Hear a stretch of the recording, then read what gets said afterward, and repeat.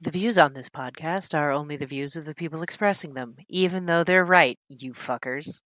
Oh, yeah, we also curse.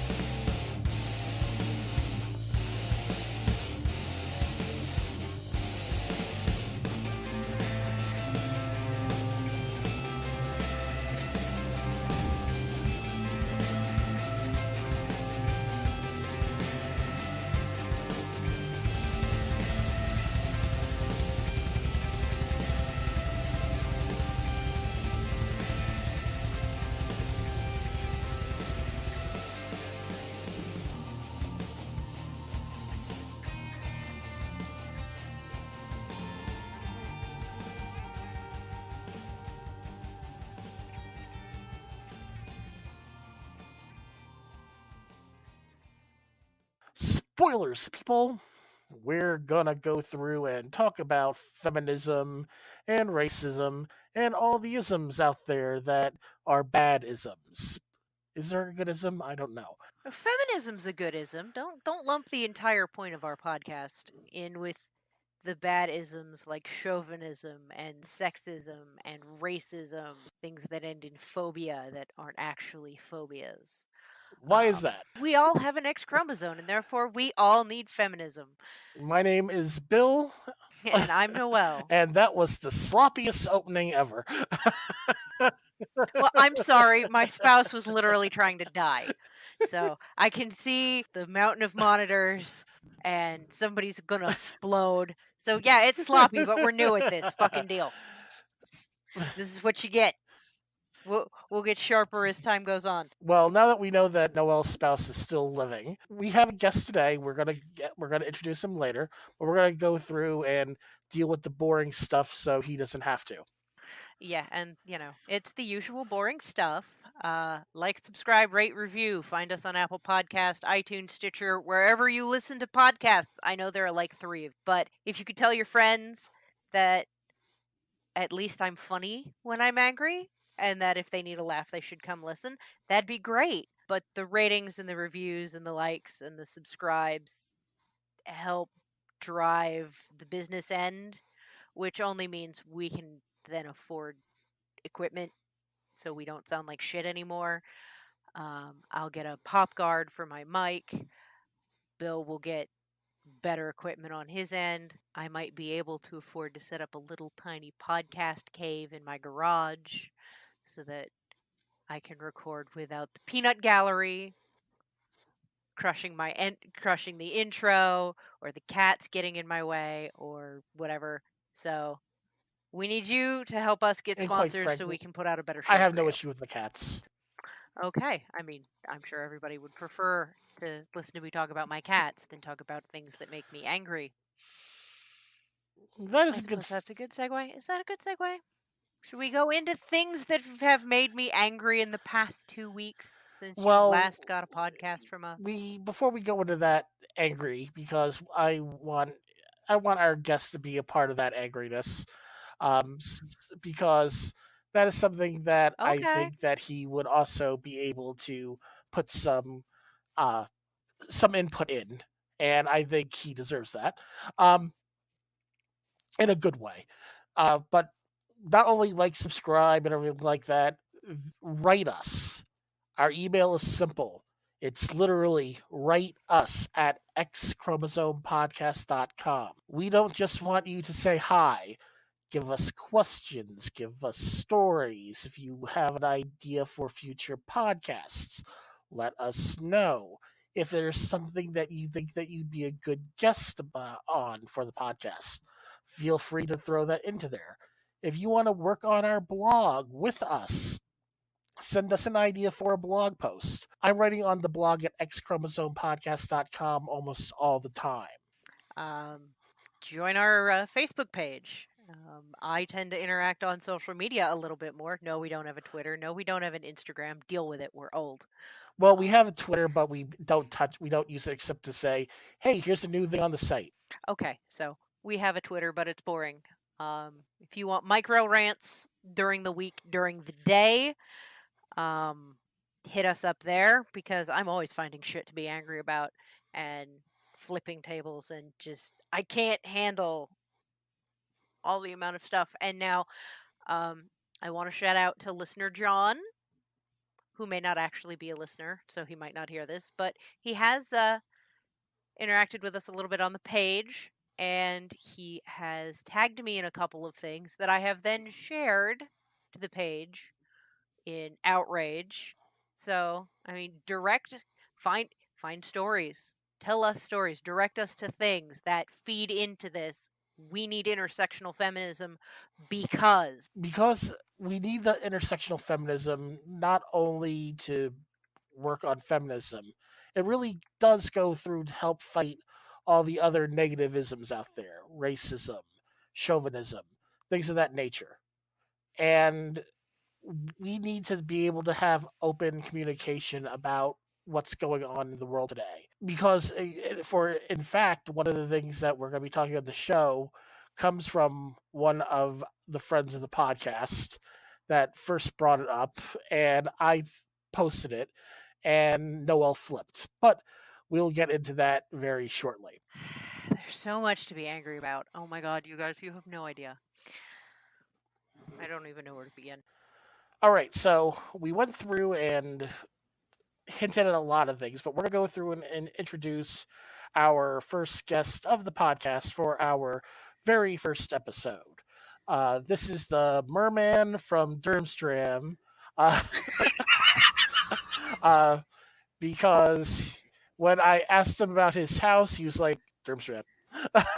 uh, um, I want to introduce my friend Eric. Hello. Hi, Eric. I'm Eric. Oh wait, that was a little too. We're having a meeting here. Yeah, so hi, I'm Eric. I am in fact a merman who went to Durmstrang. It was real interesting. I mean, there is a ship there, so we're assuming it's not landlocked. So You would think that. yeah. So I know Eric. For we've known each other for like over like almost 2 years now. When before you started officially, when you were kind of like in the in between phase. Oh yeah. Yeah, so you did know me before I came out as trans, yeah. Yep, I knew you when you were Loki. I mean, I'm still pretty Loki. But you knew me when my Facebook said that instead of having Eric on it. Yeah. And Noel? Okay. Oh, I'm supposed to talk in here? Y'all were having such a good time. I figure I'll just sit back here and let you do the being dudes so that I don't have to do any talking because I'm exhausted from explaining shit It's to my guys job today. not to Oh do my the God. talking. But look, I'm going to put this out here, and this is something I have a friend who's an RN who works in infectious diseases. She's on the AIDS clinical trials team unit at Ohio State, and she's an amazing woman. She's been there for the whole struggle with HIV. She's lost friends, she's lost patients. She's so excited to be at a point where people now don't know what to do with themselves because they have so much more life than they thought they were going to have. And that we've gotten to a point where we can stop the transmission with medication management. So that's really awesome. But she said that sometimes you need a white guy.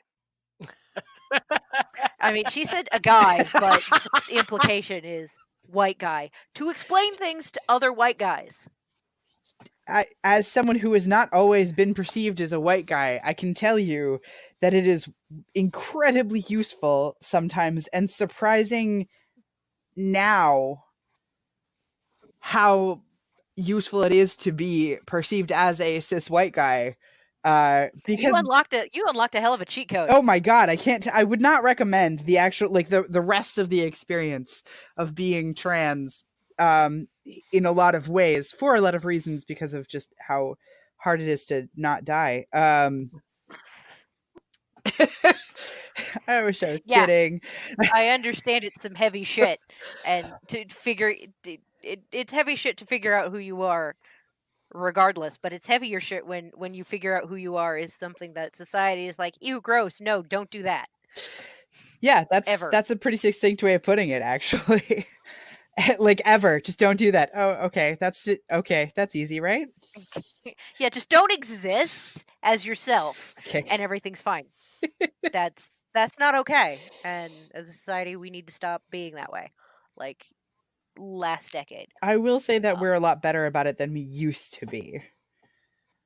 Look, we dug a hole to put that bar in because the ground was not low enough. You're not wrong. You're really, really, really not wrong about that. But yeah, I will say definitely it has been useful to be seen as a cis white dude as often as I have lately. And that's why I'm on the podcast, to be the cis white dude that's in the back. Yeah, Bill's the one, because I don't always have, talkative ones who don't cry at the drop of a hat to push out in front of me and be like, look, he's going to explain I'm gonna things. go over here and have a drink while you're doing that. I'm gonna drink. Yes, as I put the guy in front. Look, there's a dude involved, therefore I'm more validated because there's a guy here. And when I explain things wrong, she gets angry, and I'm like, just listen to her. She's talking. Yeah, it's pretty wild. Wild as it is, we do have other wild things to talk about. This has been an exciting week in the rage that Noelle feels. It's been a week of me writing like a fool and having all the feels and getting everything coordinated with this. So we're going to start with Noelle's topic of the week. They made me pick, but this one I've been angry. I've been angry for days about this one, whereas the other ones are fresher and we need to let them simmer, and I'll come back with something. I don't know how many different directions this ended up in my life, but it was several, and it was friends on Facebook, and it was people from all directions and all different facets of my life brought up, what the hell is her name? Tiffany, whatever. My ex's name, Tiffany. She's so irrelevant. I haven't even committed her name to memory. Oh, I didn't. I think I did know that your ex's name was Tiffany, but it's such, like, I'm not surprised that this woman's name is Tiffany. And I'm sorry to everyone who's listening who's named Tiffany, who isn't an awful human. You've done a lot of work to escape it. But, like, her name has escaped me because she's literally unimportant. Her name doesn't matter. It's her attitude that fucking made me lose my shit. I'm sorry. I'm sorry, Aunt Lois. I'm swearing. And if you're listening to the podcast, I apologize. I'm saying words you don't like. I warned you. I say fuck a lot. I got it out of my system because she's a wonderful woman and she tries to support me. And she may actually listen to this. And I wanted to apologize for not being the girl she thought I was in private or with her, not officially in front of me. But this attitude that the goth subculture belongs to a specific demographic. That's the thing that got this girl lit up. Because, one, her justification for her position was factually incorrect. Two, I found some books. I found some books on Amazon.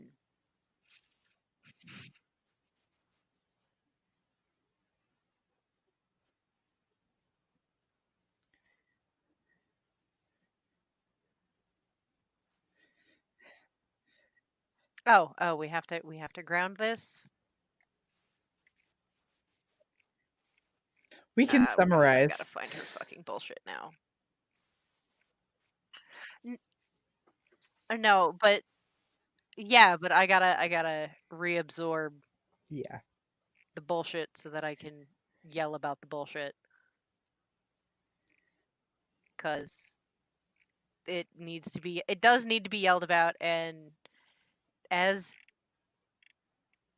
a goth who is fair-skinned but also educated. This is, as one of my friends says, some fresh fuckery. Oh my god! Oh, here it is. It's Tiffany Rose Milan. Milan. All right. I don't know. In Ohio, the way her last name is spelled is pronounced Milan.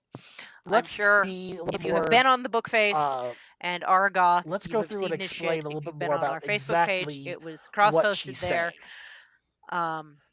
And it all started with her commenting on a picture of an absolutely exquisite black man that Gothic is supposed to be. No, I don't say you have to quote in the Victorian era and was founded by the rich. This looks horrible.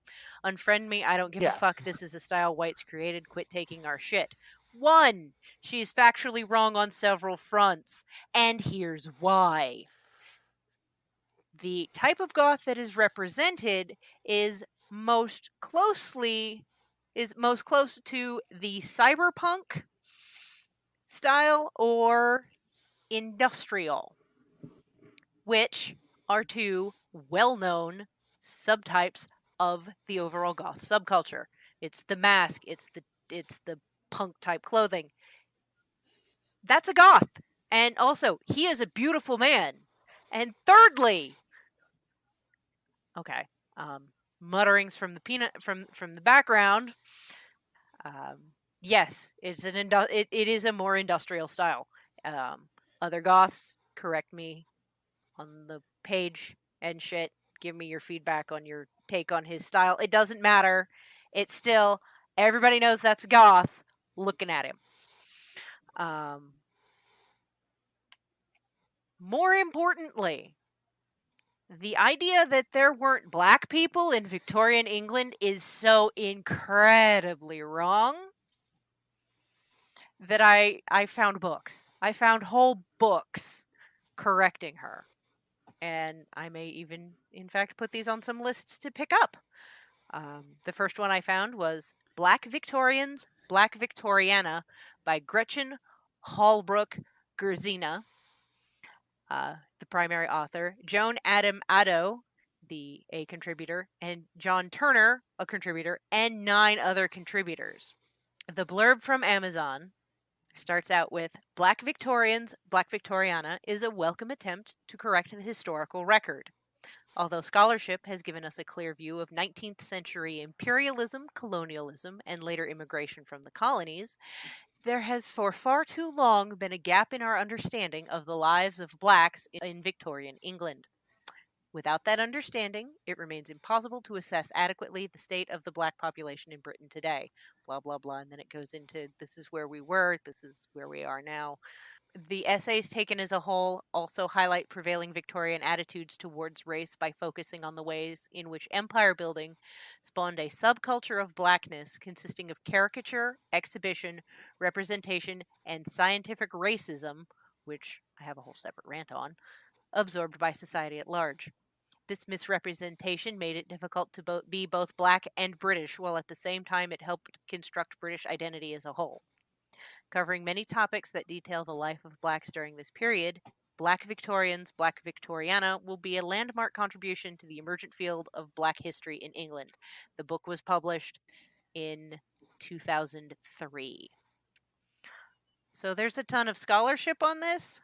We can throw a whole bunch of links. I found a ton of stuff. There's so much that's not talked about black history that her rank ignorance on the topic just goes to show how uneducated we are and how biased our education system is against talking about anybody who isn't predominantly white. And I'm going to say it, predominantly male. So that's just, I can't anymore. But I've been enjoying watching the Black goth community and the goth community at large together just drag this woman from one end of the internet to the other, to the point where she is attempting to claim that she's being bullied when she's being called out.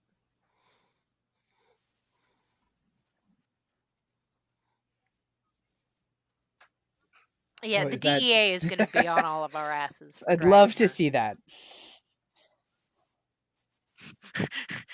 Yeah. You'd love to see the Drug Enforcement Agency just show up and... That's a logic set that I will never understand. Yeah. She printed out screenshots to take to the police, who are not going to care.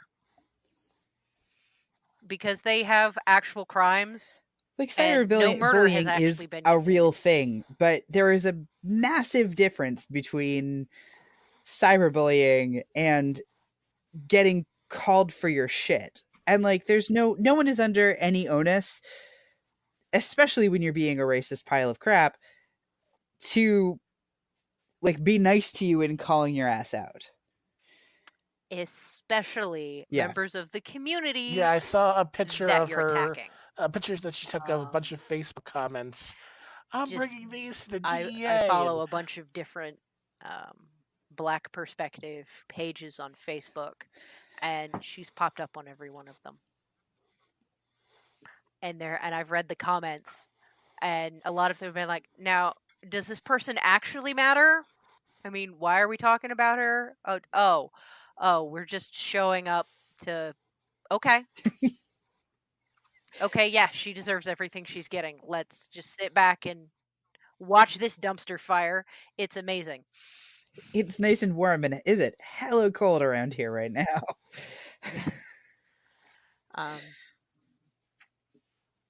No, but climate changes. The sad thing is, I actually know, in passing, not like intimately, but socially, someone who has been impacted by her shit. Like, he posted about it. I'm not going to name names, but he was outraged that his family has done so much for somebody who is such a literal piece of trash. Oh. Like, they helped her out, and they've been, trying to help her get straight with shit, and then she's like this. That's always so disappointing when you've put that kind of energy and time into someone, and you're like, thanks for demonstrating why apparently you're a dumpster fire. We were trying to give you the benefit of the doubt. Global warming isn't real. I feel really bad for this person and for everybody associated with that family, because, I mean, they tried to do what was right and help someone out who was in need. And this is the thanks they get. Is they get... they get to see that they have accomplished nothing. Yeah.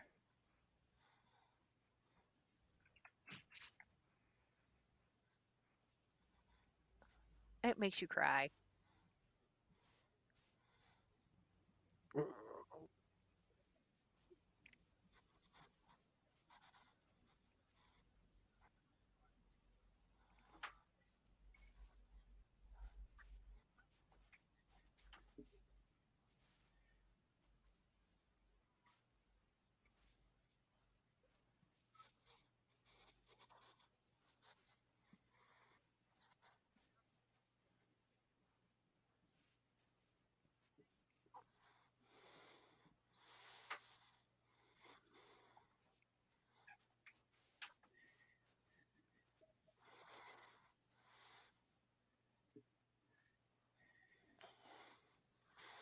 So let's segue into something that's accomplishing nothing but accomplishes everything at the same time.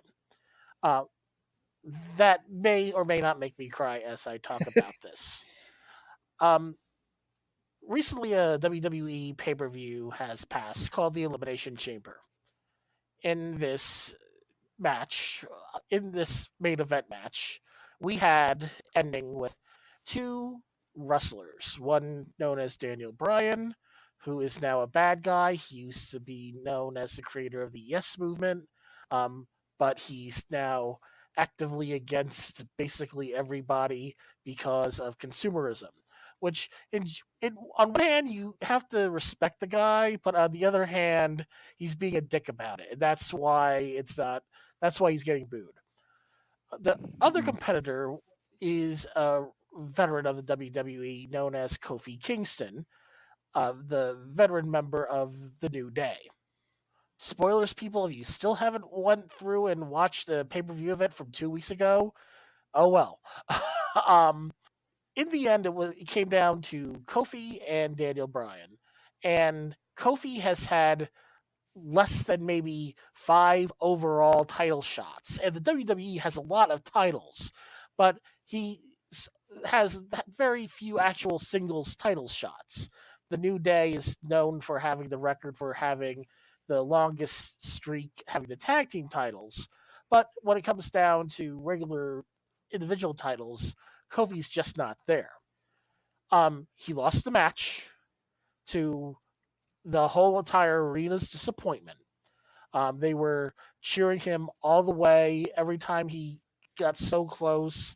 The arena wanted him to win. So after Daniel Bryan won, he skedaddled out of the ring, get out. You had Kofi in the middle of the ring, lying down in the ring, face down on the floor, and the two other members of the New Day, uh, Xavier Woods and Big E Langston, run into the ring. They go through into the chamber. They get down on their hands and knees, cover their friend. And the thing that ticks me off about this the most is that the WWE has in their full capabilities in their closed captioning to add captions to what's going on. And here you had three black men in the middle of the ring telling Biggie and Xavier telling Kofi that they loved him. And they just kept repeating it over and over and over again.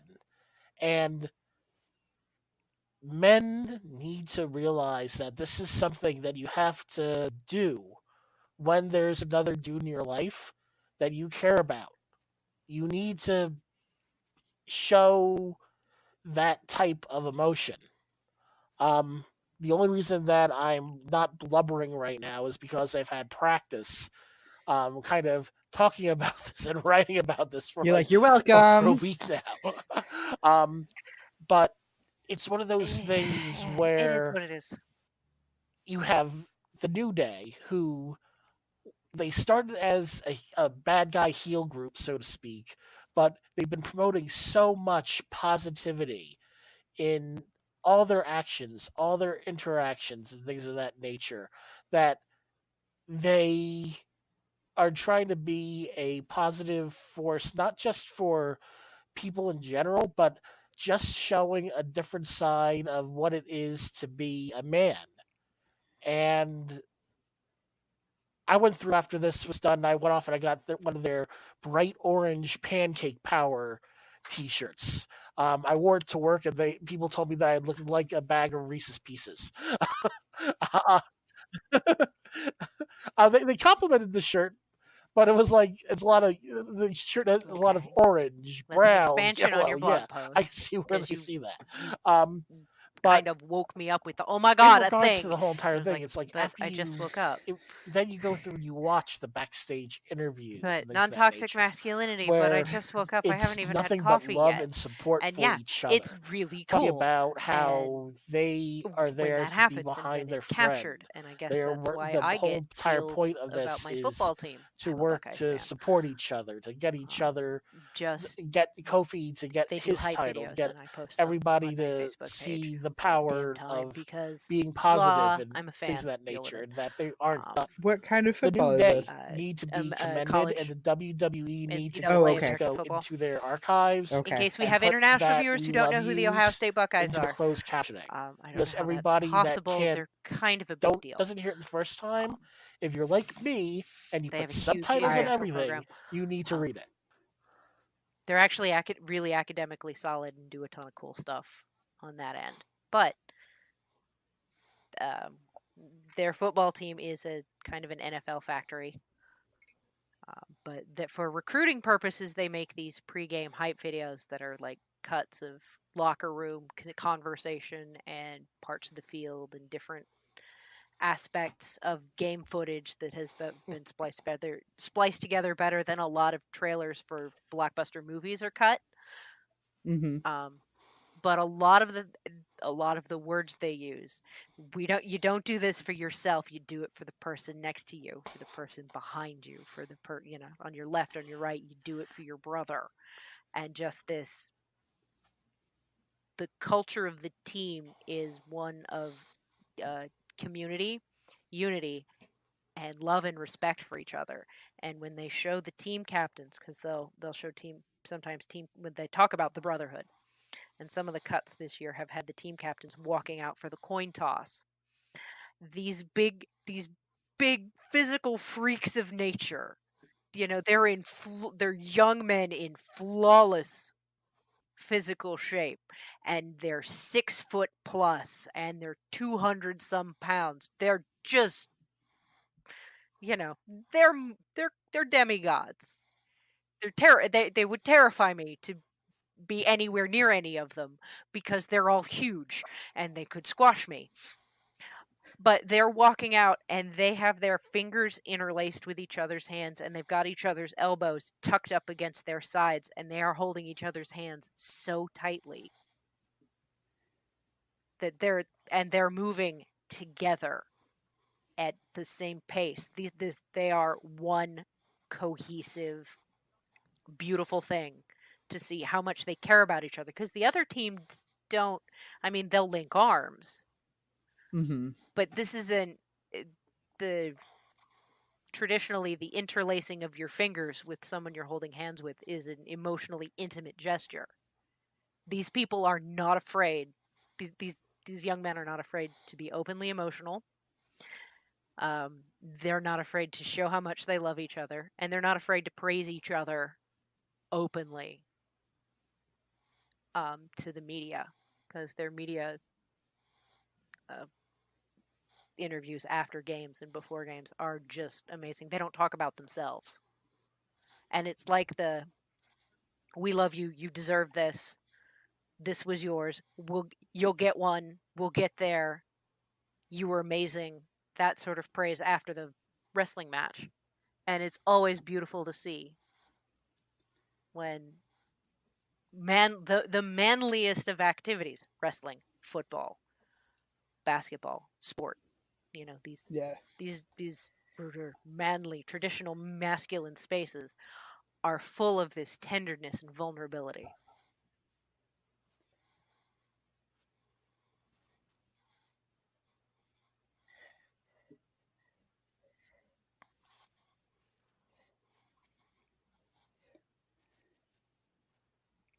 Yeah. So I'm not even sure. When did Rampage? I'm going to Google really quick when Rampage came out. I got it. You talk. So this is a movie based on the video game Rampage. It looks like 2018. Okay, yeah. The original game is pretty old. I actually didn't really have a gaming system as a kid, so I didn't play this. So I watched the movie without knowing it was a video game, but kind of being like, this seems like it would be, right? So I don't actually watch a lot of TV. I don't watch a lot of movies. I've watched a little bit more now. But Rampage happened to be on TV, and my roommate is an amazing painter. Her name's Christine Enough Banner, about and she the new does game, painting Kofi. and animation Let's go through and and speak so about much incredible another stuff. former college football player turned wrestler. She was sitting working on some stuff, and we were watching TV. I was just keeping her awake while she was working on a project. You were telling and us she about says, "Oh my gosh, Rampage is on TV." Oh, but it's almost over. I was like, "What is this?" She says, "Oh, you haven't seen this? You're gonna love this." So she pulls it up on demand, and it is about a massive gorilla, a massive alligator, and a massive wolf, I guess, tearing through Chicago. And I'm like, it's a kaiju movie. This is great. I need to go to bed. She's like, well, I'm going to watch it. I'm like, okay. So you I watched the whole movie, but I honestly need to start at the beginning of this because I was so impressed literally from the drop of the hat here. It opens up on the space station. Whatever it's called, the one that we have that all of the countries that can get to space, they send astronauts, and the International Space Station. And the astronaut that you see is bloodied. There's literally like limbs floating by in the background, sort of thing. And you're like, oh my gosh, some terrible thing has happened here. It's aliens. I don't know. But the astronaut is a woman, which isn't surprising now because there's plenty of female astronauts in space. It's awesome. But in a movie like this, it's like a big dude taking on kaiju kind of movie, right? It's featuring The Rock. You're going to expect it to be pretty by the book. Every opportunity that they had to flip a gender script in this movie, they took. The only astronaut you see is a woman. Right. There's nothing about the fact that she's a woman. It's just, this is an astronaut script.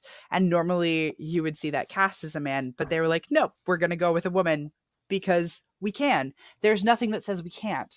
And the entire movie is like that. Every time that they have an opportunity to cast someone who would typically be like a super macho guy or something like that, they cast it as a woman. Or a person of color, or both, in the case of the doctor who helps save the whole day in the whole thing. Her name, because I should be better at this, is Kate Caldwell. She's played by Naomi Harris.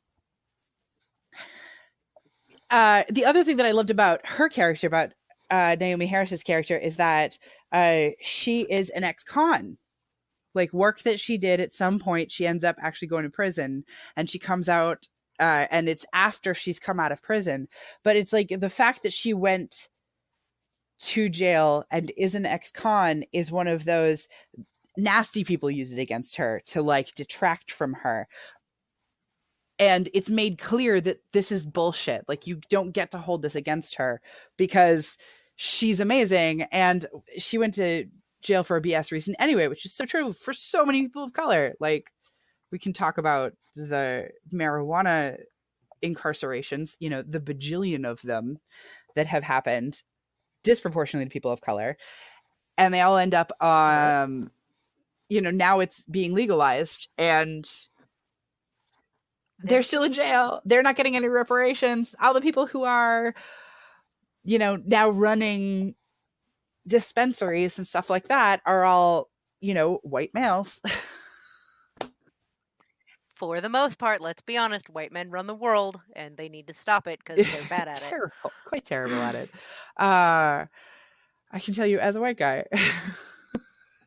But yeah, so I just was so incredibly excited about this that I did not get enough sleep that night, which is not unusual for me.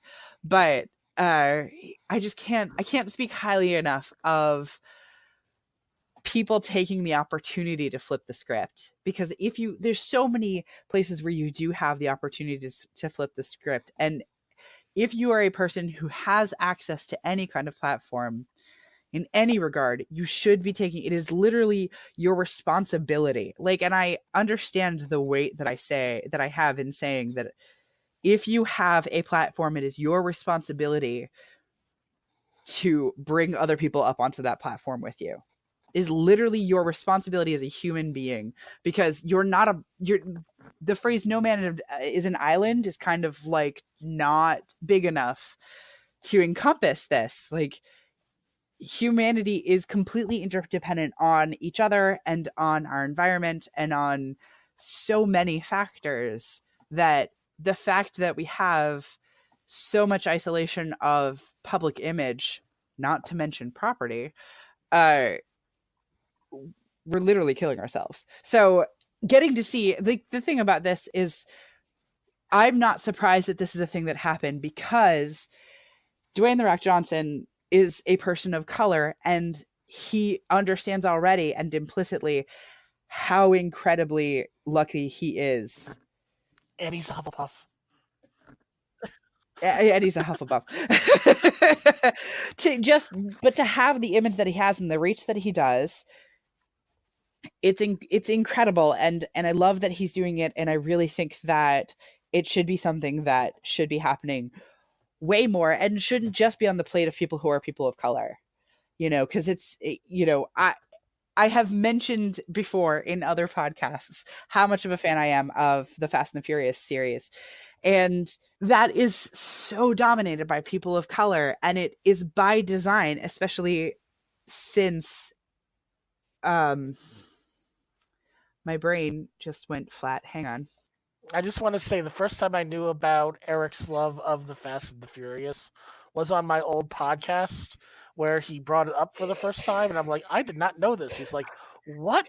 How can you know this me for about this me? long and not understand that I'm a massive fan of the Fast and the Furious? Because I would say it's a problem, but it's not actually a problem, because it's a wonderful thing that I want to share with the whole world. So Vin Diesel is also a person of color, and since he's gotten artistic direction of the Fast and the Furious franchise, it has only gotten way better. So anyone who saw, that awful thing that was the third one, Tokyo Drift, just pretend it doesn't exist. It really is not demonstrative of the rest of the series. And he didn't have creative control at that point.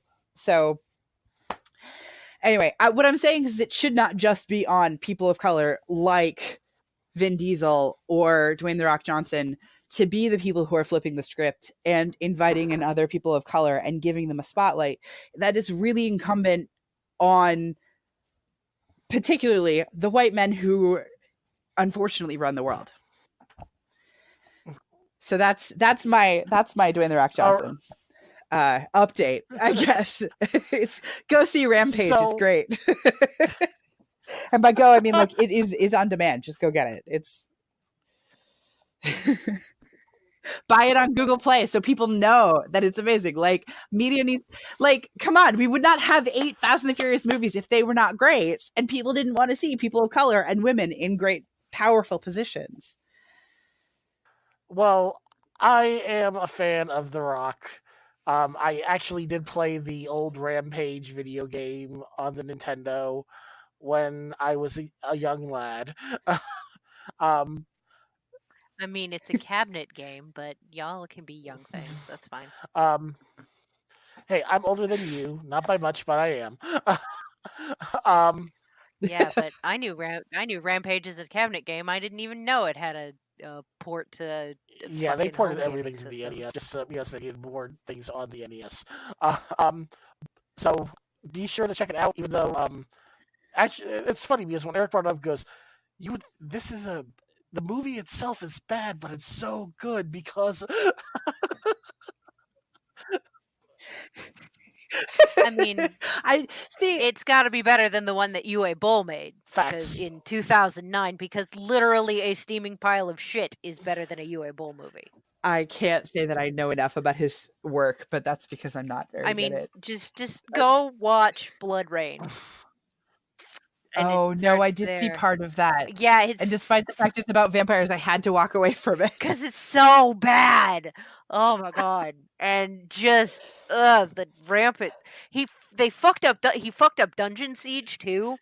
And I watched some other fucking movie he made, and I was like, why is this such shit? This is supposed to be good. I'm supposed to like this. And then you see the director. Oh, that's why. Oh, that's why it's garbage. Oh, I I almost want to blame. understand. I almost want to blame him for the fucking first Silent Hill movie sucking, but he wasn't involved in that project. It was some other misogynistic shitheel that angers me. I don't remember much about the first Silent Hill movie. I remember there's one of them that has a really creepy song in it that I love. That's not helpful to anyone. They both borrow a lot from the actual game soundtracks, so that must be it. That doesn't help. There's a ton of creepy shit. There's one where Cheryl's dad is replaced by a woman for reasons that dads wouldn't go running off into the fog into a spooky moms, city not really. and be vulnerable and scared. I mean, I would, but that's my fucking baby. I'm gonna go find my fucking child. Any good parent, male, female, otherwise, is gonna go find their goddamn child. But the director changed it to Rose. Well, they changed the last name from Mason to De Silva, which, I mean, whatever, that's fine. That's not a big plot point. But the big plot point was Harry being a writer and not being up for this whole horror challenge. And that was part of the game, is feeling helpless because you're this little random Joe dude facing things beyond your capacity to comprehend. And did Sean Bean die in that movie? Yeah, Sean Bain was in the movie. Sean Bain played Harry, who was supposed to be the main character. Instead, they gave it to, I mean, bless her, she did an amazing job.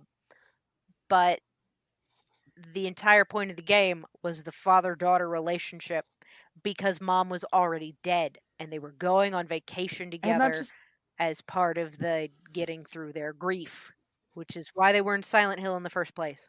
And so by adding this woman in, the director, who didn't think men could be vulnerable in the way that Harry was presented in the game, that brought Jodie Mason. She didn't even name her Jodie. It's like, the names are right there. It's in the fucking it's in the fucking manual. Here's the manual. Here's the cutscene gameplay. Make that a cool movie. Because the monsters were exquisite. There were times I felt that, press fucking X to jump through here. God damn it, why did you drop your damn knife? You should have secured your weapon. That was the only thing you had. Why are you terrible at this game? Press F to pay respects. F. But, so many points of it were great. And then the director had to fuck up one of the really cool parts about the game, was that there was this father dealing with this guy dealing with a whole lot of emotions. And I'm so glad they didn't do a Silent Hill 2 movie, because that guy would have fucked shit up anyway. And I'm glad he wasn't involved in the Silent Hill 3 movie, because the emotions were much better dealt with. I think that's like a central thing here. Like, even going back to your topic, is like, maybe I'm wrong about this, because I was like a high school goth, and I mostly wear black now because I work in theater, and it's actually kind of a waste of money for me to have things in other colors unless someone gives them to me. That's kind of a lie. I buy really colorful socks for myself because I usually just cram them into boots. Like, one of the things that I feel like the goth subculture, one of the things that's attractive about the goth subculture, is that it gives you space to deal with other sets of emotions other than what you have as, I guess, the typical set that are supposed to be allotted.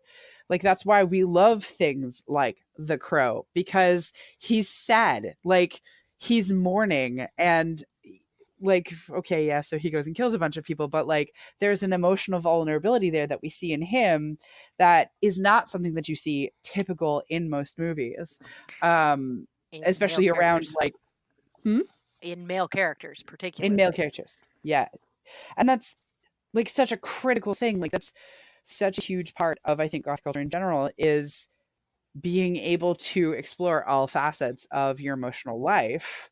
And the idea that that belongs to a specific, like that it belongs to quote unquote whites, right? That's ridiculous. That's especially when it comes to a subculture like goth, which does have such a huge international appeal. Like I remember seeing some of the most beautiful photos of like African like metal goth in their full regalia and just being so incredibly in love just as soon as I saw it. Yeah.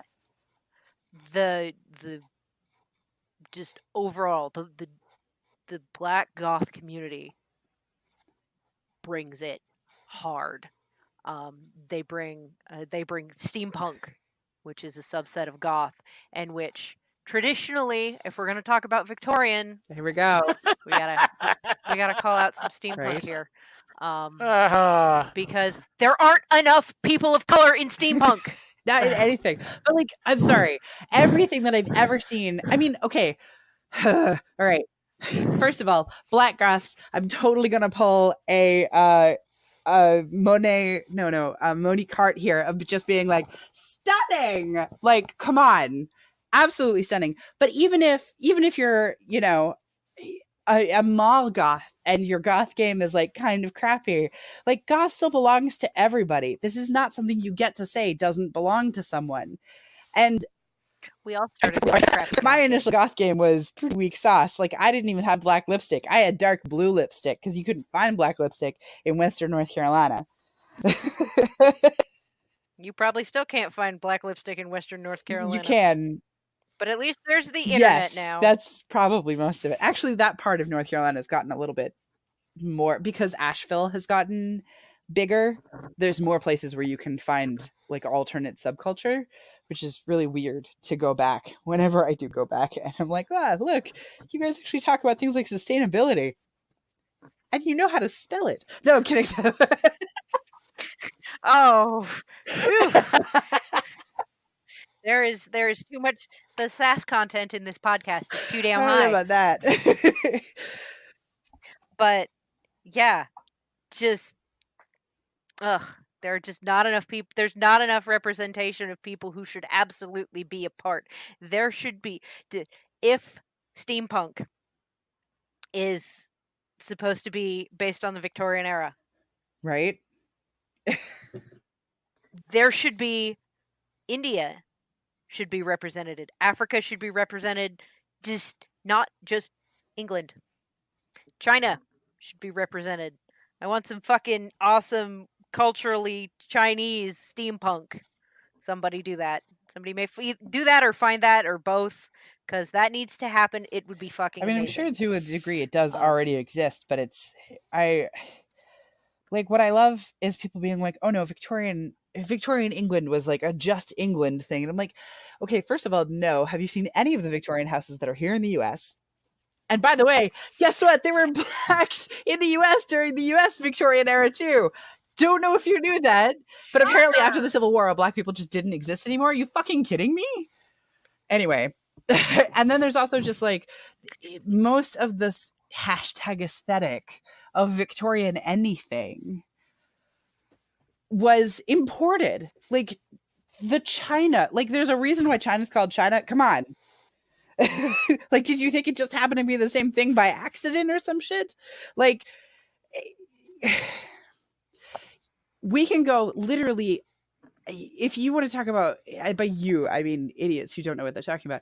Like, if you go all the way back to like early medieval stuff, and like we have this idea that like medieval Europe was very white. It absolutely was not. It hadn't been since basically people could walk. Like Northern Africa is very, very close to Southern Europe. There's been cross moving of humans for a really long time.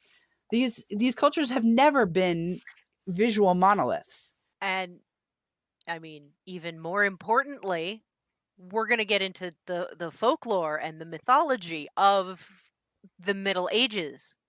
Here's a spoiler for all of you Arthur nerds who didn't know this. Sir Palamedes was black. He was Muslim. So there you go. And his sons were highly respected members of King Arthur's court, neither white nor Christian. It's canon. It's canon. Sorry. There were black people in the Middle Ages canonically accepted in Europe as important people. And if you read Crusader accounts, like of actual people who lived in the Holy Land, they talk about how, I don't hire Europeans who stayed in the Holy Land. Oh yeah, I hire all my cooks from Egypt. They're much better cooks. Their food is delicious and they're really clean. Or I was ranting at somebody about the contributions of the golden age of Islam to the fucking rest of everything. Thank you, Islamic world, and most math. My coffee addiction. Without you, I would not live. And math and the pointed arch and medicine and literally everything. But I found this account where a European guy was dealing with a soldier with an injury, and the Arabic doctor was like, "No, you do this, and I can probably save your foot." And this Christian doctor sails in and goes, "No, this guy doesn't know what he's talking about. We have to cut off your foot, or you'll lose the whole leg." And blah blah blah.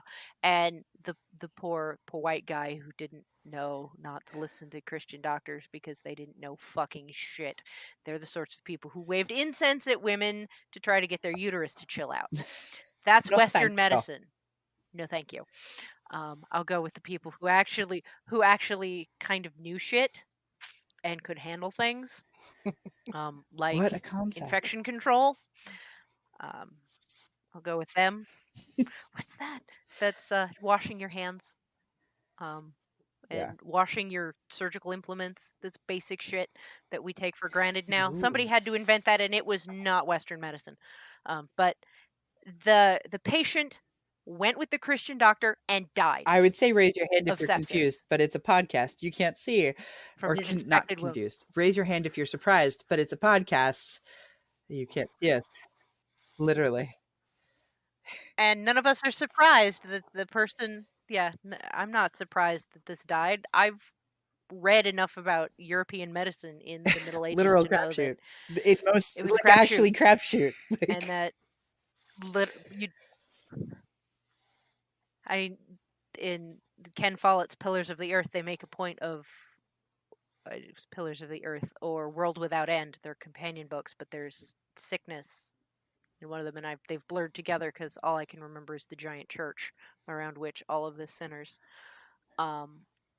There's sickness, and one of the nuns starts washing her hands with vinegar and starts pushing that as a way to control the guy who spread of contagion. Everybody thought she was crazy. Sorry. The guy who suggested washing hands before things, they basically made him stop practicing medicine. And that was what, 1800s, something like that? Right. Let's go Western medicine, ladies and gentlemen. Round some things up, because we had another topic that was wanting to be discussed that I think we might want to go into length about too, because of its being important with that. Eric, you brought up something when we were talking before the show about performative gender. Yes, and that actually does go back to the showing emotion thing, right? Like, let's see. Kind of collecting my thoughts here.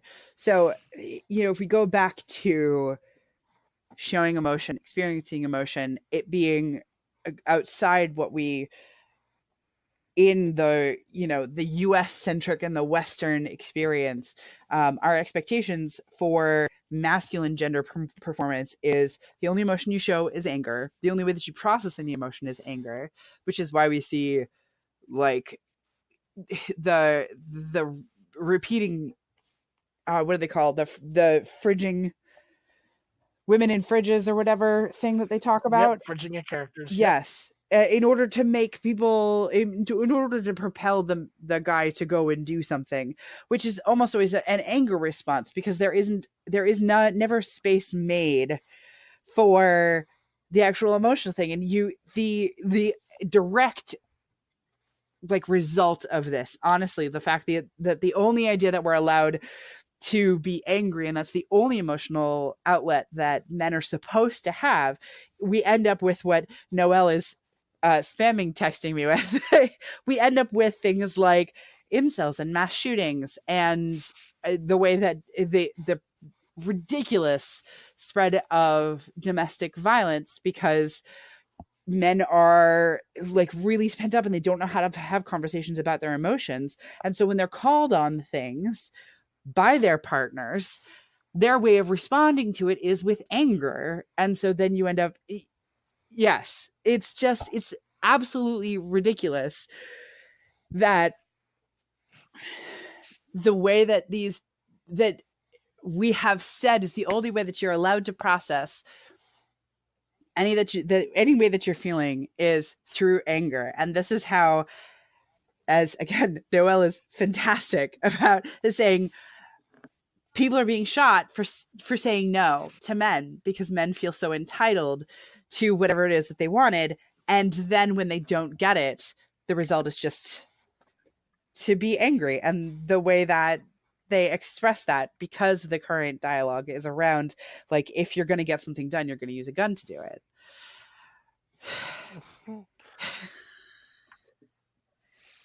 Yes. And you're kind of got a foot on both sides of this now. As you've moved through your life and evolved to be yourself, you've kind of felt both sides of the socialization. And it's something interesting I've noticed about men who were socialized feminine. It's the only way I can think. That's actually the way that I tend to say, we tend to describe transmasculine people who were socialized female. And I will literally just say people who were socialized female, because that's really the best way to put it. I'm a noob. I'm a noob here. All right. No. Yeah, because you've never been a girl. What do you mean by socialized female? The reason I'm asking this, and the reason behind this, because I'm just curious about this from my own upbringing. I was the only boy raised by a mom and two sisters. So I had to deal with all the female stuff that they had to deal with, basically, on a regular basis. But I don't think, the way that when I think of socialized as female, I think of like getting pushed toward female social skills and aspects more than masculine ones. So help a guy out here. What do you guys mean? Okay. Noelle, do you want to take this first, or since I'm the girl shaped from Earth, you swear, you promise, girl shaped humanoid. I can start with this. From Earth. I swear I'm just a normal human female doing normal human female things. I swear. It's fine. I have a little brother, and so I did get some socializing with boy toys and boy stuff.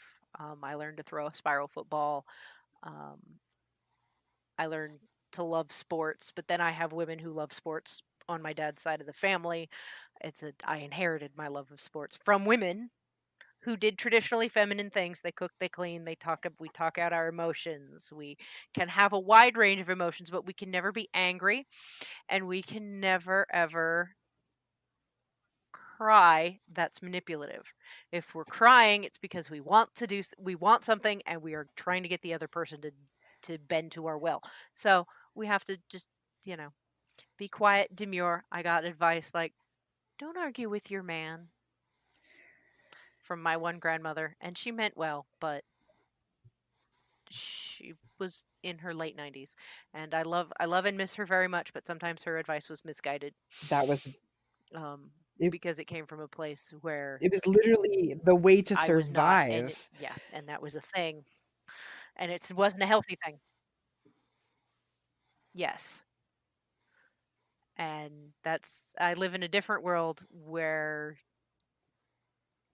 we're trying to change that, and we're trying to be not in a position where I have to defer to the men in my life to get shit done. It's nice to have you to put out in front and be like, look, here are white guys. They can talk. They will say the thing I just said, and you'll think it's great. And then they'll say, yeah, this chick over here said that, and you should listen to her, or whatever. But socialized female is socialized with what society considers typical feminine traits. You like to play with dolls, you like to cook, you like to do, garden and do tropey, girly things. Whereas. Okay, so based on that, I was not. All right, great. I was just trying to figure that out. Okay, yeah. Go ahead. I would actually take it. I actually do take it a lot further than that. Because even though, like, I have a beard now, my voice is much lower than it used to be. I've always been tall, for someone who is perceived as female. Now I'm pretty average height. I'm already pretty bulky, but my job has made me even more so. So I'm very much, it's pretty unusual for me to actually be clocked as being trans. So and that's actually happened pretty quick, because I've only known Bill for, what has it been, like, It's 3 years now? A little under 2 years. Okay, so a little under 2 years, and he knew me before I came out. So I'm very lucky that it was this quick for me, especially because I'm in my 30s. So usually it's not that fast for someone who's past your secondary, like, set of sexual traits. So there's been more and more things that I have noticed that don't happen if you weren't socialized feminine. When you're socialized female, you are socialized to notice all the little things that need to get done in a space in order to maintain that space. And it is expected of you that you are going to take care of that. You're not necessarily going to ask other people to help you. If you do ask other people to help you, then either you're nagging, or it's something that you're asking them to do specifically, maybe even on a repeated basis, but they're not going to notice other things to do necessarily. Like, maybe they might. Some guys do eventually, like, learn and internalize that in order to maintain their own spaces. But that's why there is the stereotype of the bachelor pad, of it being grimy because, they don't clean behind the faucets, of it being, like, things everywhere because they don't notice where to put it, or they don't have a quote unquote artistic eye. I'm gonna tell you, I work with a lot of designers in a lot of different fields, mostly just to help them get their stuff done. Men have artistic eyes. They can see when something looks cluttered, and a bad cluttered versus a good cluttered. That there's absolutely zero excuse for that, except that this is the way that they were socialized. They were not socialized to notice the dust and do something about it. Because when you're raised, even if you're the boy in with two sisters and a mom, you still were not necessarily asked to notice all those things. You might have been asked to help with them, but you weren't asked to notice them.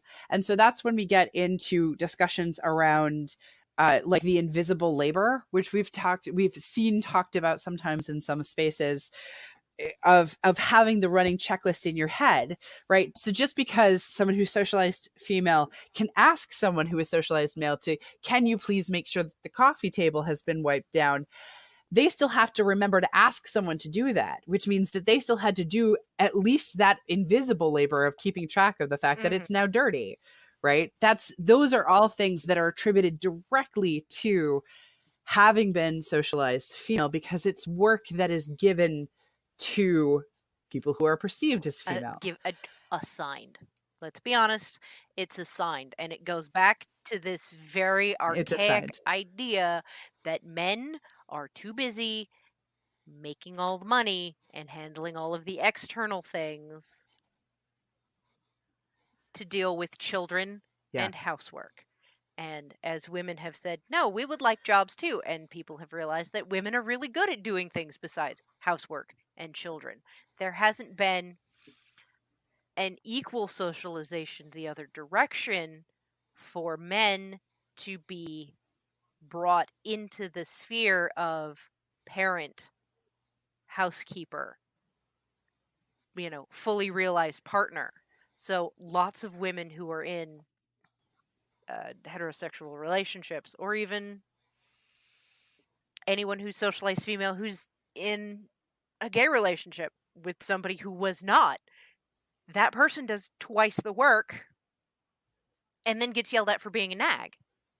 And then when you have the cases of the men that are shown that are actually trying to be the stay-at-home dad, dealing with their kids because they want their wife is out making work, they get ridiculed for being a stay-at-home dad and doing all the things that moms do.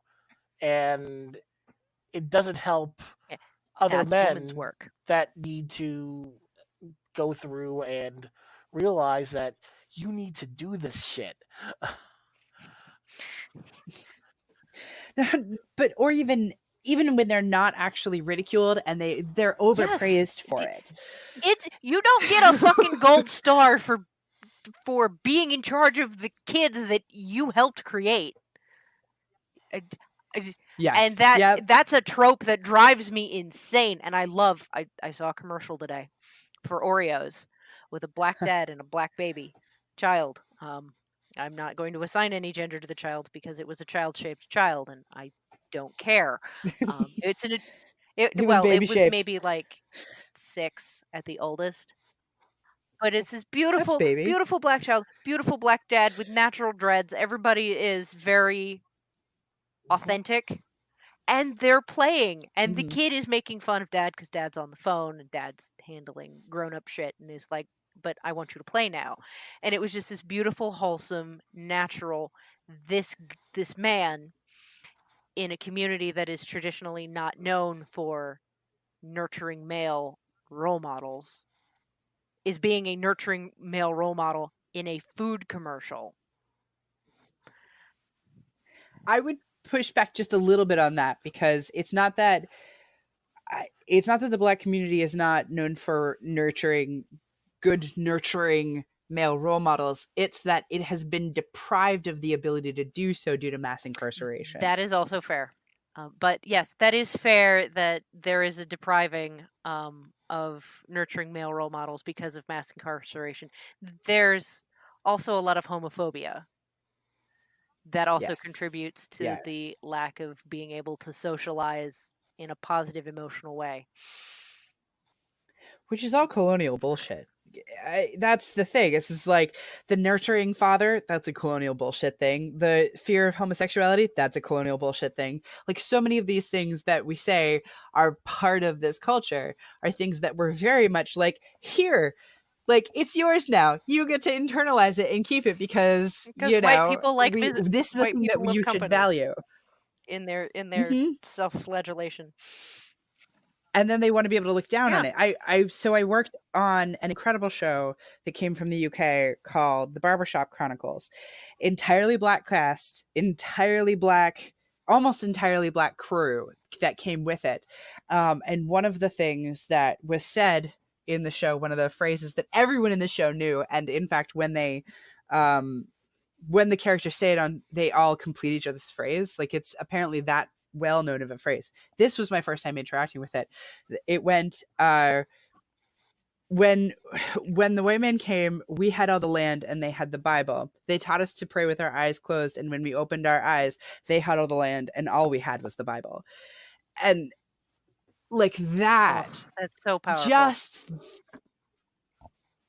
the first time I heard it, I was just absolutely blown away because it's such a succinct take on colonialism and the way that we weaponized religion, which we hold as being this, like, every major civilization holds religion to be a pretty important and sacred part of their development, which, given the role that religious like sects have had in furthering education and health and community and all of those things, like, that's entirely understandable. But the fact that fucking white people weaponized our religion, not way beyond just like going on crusades and shit like that, because of course, like, different people with different belief systems did war, but we literally weaponized it against entire other races in order to subjugate them as much as we could, because we were able to say, you know, obedience is such this huge virtue, so as a lesser creature you should be obedient. And we perpetrated this to such a ridiculous intent that it has now been internalized by entire countries. And like, and now we're like, oh no, we're gonna go and we're gonna make sure that no one is, you know, mutilating girls by doing what is the female genital mutilation. Like, we're gonna go and rescue them from this.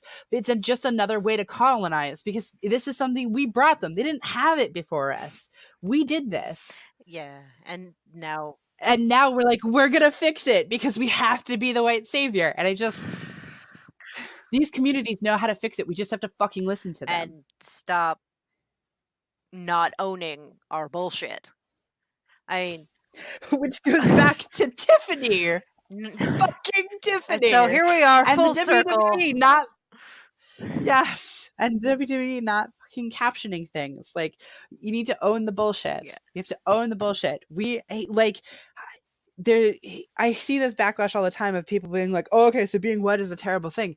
No, being white is an incredibly privileged thing that you need to examine on a day-to-day basis. That is your work as a white person, and that is what you owe the rest of the fucking world. Well, I saw the commercial. I posted it. I actually saw two commercials. There was one a couple of years back with the guy that played Eric Foreman from House, and I guess it might have been actually his daughter, in like a fairy princess tent, and she was teaching him how to eat an Oreo. But I went through, and it was Wiz Khalifa and his son Sebastian that you were talking about. And that boy had so much sass in that commercial. It was awesome. Yeah, because the Oreo commercial? Yeah, isn't it precious? It's so precious. We're going to have to post links to these damn commercials so you can appreciate how adorable they are. And I mean, the fact that it is now in good corporate interest to produce commercials like this. Yes. Like, I'm okay with that. Like, I have a lot of problems with capitalism because it is basically just another way of white people being colonizers. Mm-hmm. But at the same time, when the corporations come back and say, yeah, we did this on purpose, we're proud of it, too bad. Like with the Campbell's Soup commercial with the two dads that people flipped out of over a couple of years ago. Oh my God, it's a Star Wars commercial. How am I supposed to explain to my son about two dads? Just like, you should be uncomfortable. Like, that's... We owe it to everyone else on this fucking planet to be uncomfortable. And to have to face all of the crap that we have done and be uncomfortable in doing the work to undo it. Which I believe is, unfortunately, we do need corporations to back up uncomfortableness when they put out an issue that is important. From simple as two dads on a commercial to the Gillette ad that came through. Oh, that was some good shit. Hefty. I did not fully unpack that one because it kind of came out while I was in the middle of a rather long version of Othello. So I didn't have time to really dive into it. But I mean, I know there was some stuff to unpack there but you know, I also love the small amount of backlash that they got, which was like, okay, so if you're gonna do this, can we please stop the pink tax on all your razors? Yeah, it's the okay, this is nice. The next thing is stop fucking charging women more for razors. Fuck you. Literally the same fucking razor. Same fucking razor. This is why I use my grandpa's safety razor and buy like 10 for $5 fucking standard single edge razor blades. It's the best damn shave I've ever had. Fight the patriarchy with the tools of the patriarchy. I mean, they make them pretty easy to acquire. Yes, and they're pretty fucking useful things. Yeah. I mean, I shave like 3 times a year, but it's nice to get it right the first time and not be covered in nicks. I fight the patriarchy by not shaving. I mean, there's a level to which that's a thing. Like when I was still having to present female, I had an incredible discussion with someone at one of my workplaces about shaving underarm hair. And the conversation that I had with her from like the interactions that I had with other people who had then had conversations with her afterwards, that made a difference. And was that a scary conversation to have with her? Yeah, it was. She was a freaking supervisor and I was just an agent. Like that. There is a level to which when you give pushback to people who are above you in a hierarchy, it's definitely a risk. And again, that goes back to, that is something we have to acknowledge as being people who are higher in a system, who are advantaged in a system. Like, we have to acknowledge that and make space for that and make people feel safe to be able to come to us and bring up things that we have done or things that we can influence, and say, hey. Anyway, this is much less a conversation about gender than I guess I thought it was going to be, but it's something that I've been thinking about a lot because there's so much parallelism. You're right, though, because the conversation is the one we have. You're right, though. In my job, I'm in a supervisory role. My team is mostly Latino or other minorities.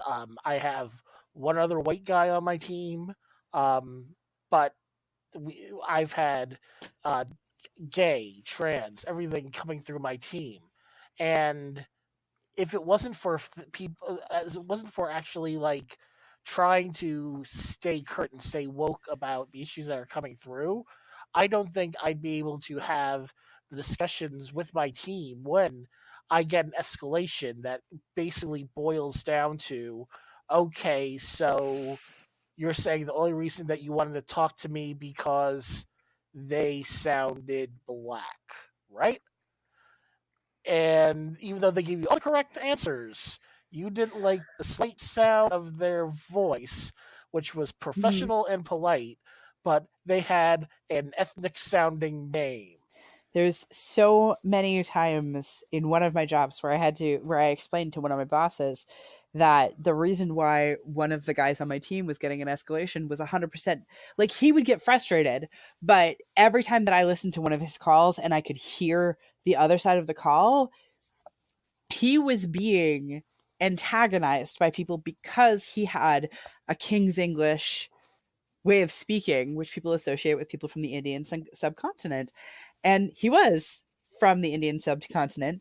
And so people would antagonize him about the answers that he gave. And then he would get really frustrated with him because he didn't have a ton of patience for this shit. Can you fucking blame him? And so, but our supervisor would frequently be really frustrated with him for escalating with customers because he pushed back on them.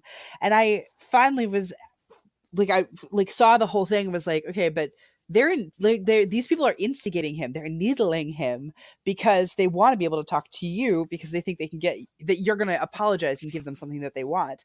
And of course, that's one of the reasons why I didn't stay at that job, was because she didn't listen to me. But yeah, it was. These are the things that, like, as a white person, I've never had to deal with. No one has ever gotten on my shit because I was a white guy. Not for articulation, anyway. No, I have in fact been told before that I'm very articulate, but it was not a microaggression. No, because you're white. It's a compliment. It's only a microaggression when you're leaning in to somebody who does not look like they should sound like that, which is a bullshit thing. Um, in both directions. Which you can take into gender too, because one of the things that drives me crazy is whenever you have, so this happens a lot, unfortunately, to trans women, where people will be like, "Oh, you passed so well." It's like, honey, then don't like Don't tell me that speak. you like my dress, okay? Tell me that you like my hair or my like these choices that I have made, right? Tell me that you like that. Don't tell me that I passed, because you're basically then outing me to people. Like you're then saying, you know, you're doing a good job, but I'm still othering you. And that is definitely, that's not fucking cool. No. So if you see someone who you know is trying to pass, which is its own conversation, and I can unpack the fuck out of that one. Like, if you see someone who you know is not cis and they are doing a really good job that day or whatever of trying to pass, don't say you're doing a good job of passing. Tell them something about something that they're doing that you think is great, and like lift them up on a way that they can control. That's just the same thing when you're like having a conversation with like a little girl, someone who has been assigned female and like people are perceiving as female. When you say, "Oh, you're so pretty," right? No. That's an inherent thing. They have no control over whether or not they're pretty unless they're like, you know, starving themselves, which by the way, really young kids are internalizing this shit, so don't. Yeah. If it's not your body, don't talk about that weight. It is not your body. Don't talk about its weight. This is true. I am living proof of that, to be quite honest. I actually won a humorous speech contest with Toastmasters, based completely on that. Because whenever my mom would bring me to the doctor, she would talk to the doctor openly in front of me about how I was so skinny and how she thought I looked like one of the little Ethiopian kids on Sally Struthers Oh, cartoon. that's so helpful. Wow. Yes. So Fuck. when I turned 8, I made a goal in my life, like, I'm tired of my mom worrying about me being skinny. I'm gonna make a goal to become fat. That's a and shitty goal. Don't do that. and, and the thing is, because you have your single mom worried about other shit, you're not gonna go and add that to her and say, "Don't worry, mom. I'm gonna make a goal to become fat," because Yeah. that's just going to add to it. The thing is like I go through and I went through and I took all the humor aspects of it because I am a fat guy. No. Eric might be going through. You're a big dude in all directions. I'm a fat guy. I'm tall, but I'm You're fat. also fucking tall. It's also okay to say that you're fat. Like that there is nothing inherently wrong with being fat. Like I might say that I'm built, and I am, but I'm carrying some extra weight around it, and I'm not like Same. You have a spare tire. I understand. it, yeah. But yeah, it's when you're trying to say to someone that if you're trying to validate someone, if your goal is to validate them and not out them and other them, then choose something that is inside of their control to validate. So if like you have someone who, again, going back to the little girl and saying, "Oh, you're so pretty," right? They made a choice there. Or say, "Did you pick out your outfit? It looks great on you." That is something that boosts their confidence and makes them feel like they have control over the way that they're perceived, which people do. You do have a lot of control over the way that you're perceived, but there's a lot of things that people put on you, and that isn't something that you should have to carry around. Like I have no plans on spawning. I have no plans on having spawn legs. There you go. It's also not a great idea given that once you actually start on hormones as a trans man, there's a lot of extra risks for things. And that's something that I did consider before I started, because it was a question that always hangs over you when you're socialized female. It's like, do you want kids? When are you getting kids? Not even a do you want, when are you having kids, right? Yeah, I deal with that at work a lot because I deal with little old ladies. Right? And they want to know. It's like the first question women ask when they're like, "Oh, you're in your late 30s. Do you have kids?" Right? Why is that the first question? I have cats. I have cats. I don't even have cats. I have my roommate has a cat. He's a really great cat. He's old and he's cranky, but it's okay. Everybody thinks you're a dude now. Nobody asks you weird questions anymore. I mean, when they realize I'm not cis, they do. Which is fun. But yeah, when it comes down to it, like, empower other people, especially around trans issues. Like, and don't, if you have questions for them about the experience of being trans, do a fucking Google search first, because they probably answer your question. And if you still have a question specifically for them, you better know them real fucking well if you're going to ask them anything about their genitals. I'm just saying. Look, one of the best how to trans and not be a dipshit I have ever come across. I'm going to call out a video game here. Thank you. Yes, BioWare does the Dragon Age series. Okay, I just confirming. I mean, I could have booted it up and looked, but whatever. Thank you, BioWare, for giving everybody access to all the awkward questions you can ask a trans person and ask a gay person and not get fucking stomped. Because there is an openly gay man and there is a trans person in the game, and you can ask a bunch of awkward, insensitive questions and get nuanced answers that tell us that's the story of how Krem arrives at being the Krem that you are interacting with in the game. And Dorian's story is absolutely heartbreaking.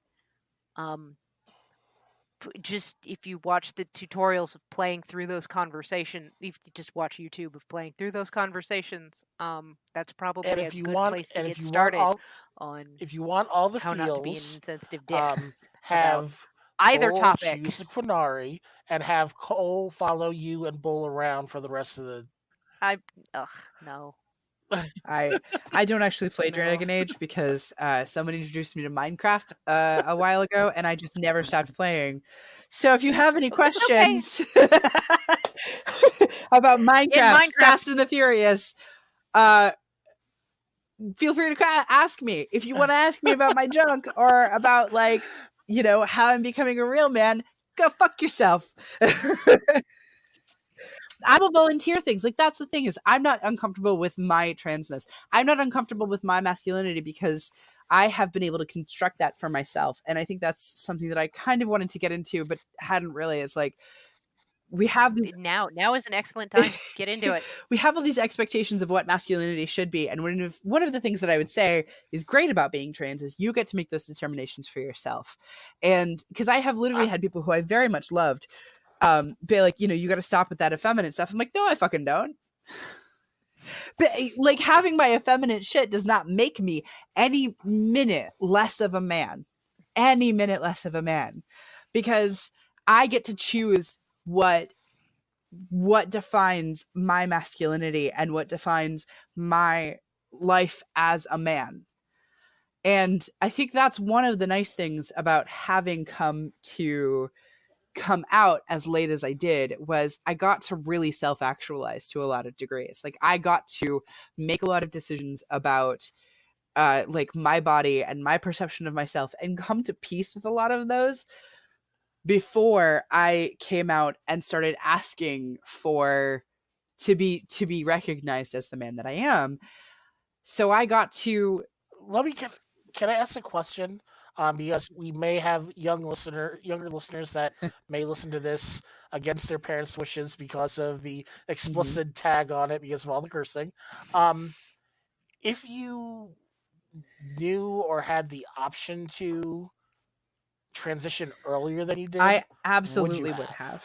I honestly think that a lot of like the things that I struggled with depression, with anxiety, with trauma, would have very much been lessened if I had transitioned earlier in life. With that said, given my particular age, like I said, I'm in my 30s, I'm in my early 30s. If I had transitioned as early as really probably would have been really great, like before I actually started developing secondary sexual characteristics, that was a time that was actually really would have been really dangerous for me. Like, so there's a degree which like I dodged a lot of bullets by waiting as long as I did, but I also didn't get a lot of the opportunities that I otherwise might would have gotten. So who knows if I had transitioned earlier, if it would have been safe for me. I like to think that it would have been, because my family is incredibly supportive. And so I think that in a lot of ways they would have been able to protect me. But I also lived in some pretty dangerous places when I was younger, that, you know, in the deep South. And maybe that wouldn't have been true. Like there might have only been so much they could have protected me from. So You still had to go out I in still had to go out public in public. and I go still to had to go to school. school. I mean, I could have been homeschooled, but that didn't mean that, like, you know, I wouldn't have lost a lot of other opportunities. So if you are young and you are questioning where you are in gender in your life, continue questioning, but keep yourself safe. You know, listen to the people around you and understand that what they have to say about gender and gender presentation is not stuff that you have to own. That is not stuff that belongs to you. You get to decide what baggage you're going to carry. And that's true of everything in life, not just gender, but particularly around gender. If people are saying shitty things about like transgender or gay or anything like that, that means they're not necessarily safe people to be around when it comes to being out about these things. And it sucks that you have to be the one as a young person who is thinking about this and calculating this, but it is you have to always be able to take care of yourself and keep yourself safe. It doesn't matter like any of the rest of that stuff. You have to keep yourself safe until the point where you are in a position where you can go ahead with this stuff. And there's that whole, you know, It Gets Better campaign. It honest to God really does. Once you are in a better, more stable place where you have more control over your life, there are so many more things that you can do for yourself. And you have to get there first. And it sucks and it's not fair. And, you know, those of us who are older than you are fighting and probably should be doing a lot more work of fighting so that you don't have to be the person keeping yourself safe. But the truth of the world is that if you are gay, if you are trans, and you are a young person, you are the person who has to take care of yourself and keep yourself safe. Your parents, if they are not supportive, can't be those people sometimes. And if they're not supportive, they are actively rejecting their role as your And parents, that, and that's really sad and difficult to deal with. But there are parental people, rejection sucks. there are people out there in your community Mm-hmm. and in communities that you will transition into when you're older, who can take care of you and can give you backup and can give you resources. And there's so many of them out there, especially now. There's so much more. Like, I'm shocked every day when I walk in to I live in Massachusetts and I live in the greater Boston area, and there's a fantastic place here called the Fenway Health. And they are incredible about trans and gay health and about giving you resources. And there are resources I didn't know existed that when I walk in, they're like, "Oh, hey, do you need this?" I didn't even know I needed some of this stuff. Yeah, I needed that. but you get it. You get to have it. You know, like, there's so much out there and it's only getting more available, especially as the internet becomes more accessible. You know, it is out there and it won't be Okay. that long. Yeah. I'm gonna one, grind it out because the world is better for you being in it. Two, I'm gonna talk about the internet for a second. And getting access to resources. The internet is a great tool. However, the internet has an agenda. It's true. It's and places you access the internet can possibly have filters and other things on those computers that block content Yeah, that's that you can't get to, and that's shitty. And I'm coming to this from a perspective of a person who went through and acquired a library degree. So I'm very anti filters on content because there's important fucking information that'll get blocked. Um, and it's not just the real stealthy shit like I can't find stuff on women's health issues like abortion or birth control. I can't find things about LGBTQ issues. I don't know why. That's really weird. It's things like I can't research breast cancer. Yeah. So, not all computers are safe. Yeah, that's the thing. But test. Mm-hmm. Find out if your public library is a safer space. It should be. If it's not, and you are a young person listening to this podcast, email the show. I will find you information. Write us at xchromosomepodcast.com. I'm not going to lie. Librarians should be able to help you find what you need. They know how to get. We know how to find things. That's our job. As reference librarians, is finding information. We can find books. We can find websites. We can find community stuff. And I'm on a fairly non-filtered, to my knowledge. I don't know what fucking Google has put on. What little fucking things I can't find because Google says that Americans shouldn't find them. And we haven't found out what those are, so we can yell at Google to not be shitty and stop blocking stuff. But important stuff. Yes, please block child assaulters' ability to congregate. Stop that. Stop their file sharing ability, but don't block LGBTQ issues. All right. I can find stuff, so we'll help you if there's no one else. All right. So, Noel, do you have any other questions for Eric? That was some awesome shit. Let me just start with that. We got into some neat trope flipping, which is always great. We got into a lot of your experience, which is also pretty fucking awesome. I love stories, and your story is pretty badass. And seeing that perspective from that you're comfortable and you're willing to come on this podcast and just live out loud like this is amazing. Thank you. We're still recording, David. Yes. So I'm very honored that you came and you talked to us and you lived out loud to us like this. I know we're a tiny podcast right now. That's okay. I love to try to help make it not tiny. Well, speaking of making it not tiny, is there anything that you want to plug or let us know about, Eric? So I do occasionally write things. So I do in fact have a Patreon. It is not super active at the moment, but I always love to have an excuse to write more things.